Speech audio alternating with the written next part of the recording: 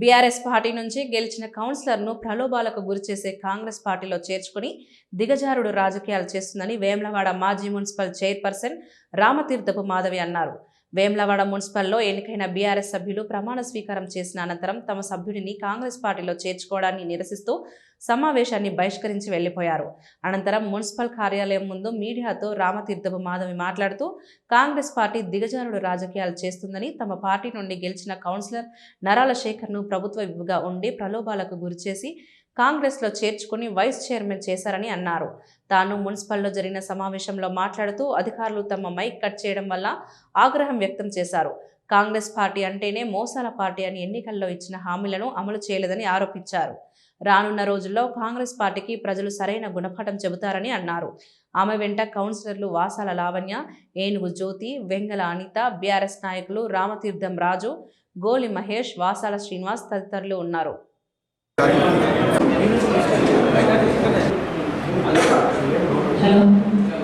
చిన్న విజ్ఞప్తి మేడం, గౌరవ ఆర్టీఓ గారికి, గౌరవ కలెక్టర్ చిన్న విజ్ఞప్తి కౌన్సిల్ సభ్యురాలుగా మాట్లాడుతున్నాను.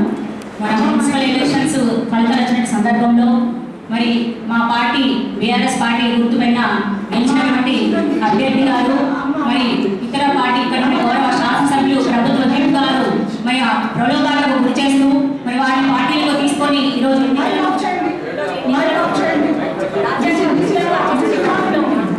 బహిష్కరిస్తున్నాము. ఈ ఎన్నికలు బహిష్కరిస్తున్నాము. ఎన్నికలు ఈరోజు పార్టీకి తీసుకొని ప్రలోభాలకు గురి చేసి ఎన్నికలు బహిష్కరిస్తున్నాము. సభ్యులందరూ బయటకు వెళ్తున్నాము.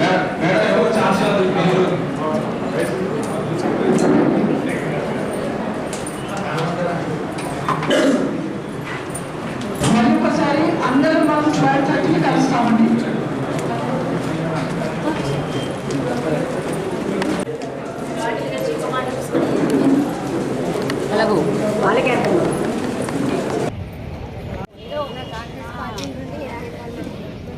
స్వచ్ఛందంగా గెలిచిన వాళ్ళు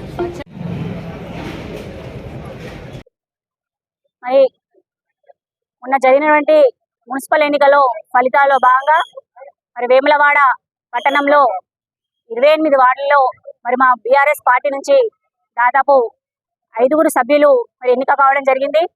మరి ఆ ఎన్నికలలో ఈరోజు మా పార్టీ నుంచి ఎన్నికైన సభ్యులు మరి స్వచ్ఛందంగా మా బీఆర్ఎస్ పార్టీ నుంచి గెలిచినామని చెప్పిన సందర్భంలో మరి ఇక్కడ నుండి గౌరవ వేములవాడ నియోజకవర్గ స్థానిక శాసనసభ్యులు ప్రభుత్వ వైపు ఆర్ శ్రీనివాస్ గారు మరి వారిని ఒక ప్రలోభానికి గురి చేసి మరి మా పార్టీ నుంచి గెలిచిన అభ్యర్థిని 21 వార్డు కౌన్సిలర్ అయినటువంటి నరాల శేఖర్ గారిని మరి మీరు మా పార్టీలోకి వస్తే వైస్ చైర్మన్ పదవి ఇస్తాను అని ఒక ఆశ చూపి ఒక ప్రలోభానికి గురి చేసి ఈరోజు ప్రభుత్వ విప్ అయి ఉండి ఒక రాజ్యాంగాన్ని విప్పులో జారీ చేసే విధంగా, ఒక రాజ్యాంగాన్ని తక్కువ చేసే విధంగా ఈరోజు విప్ గారు ప్రవర్తించడం చాలా శోచనీయం.